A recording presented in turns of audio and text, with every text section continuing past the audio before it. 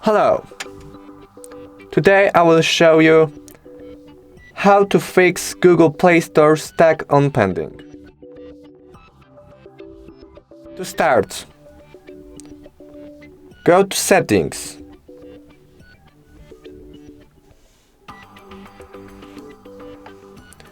Scroll down and choose System. Pick Date and Time. Turn on Set Time Automatically.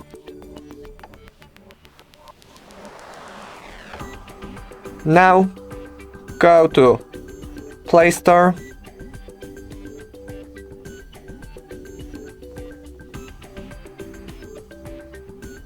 and try downloading again.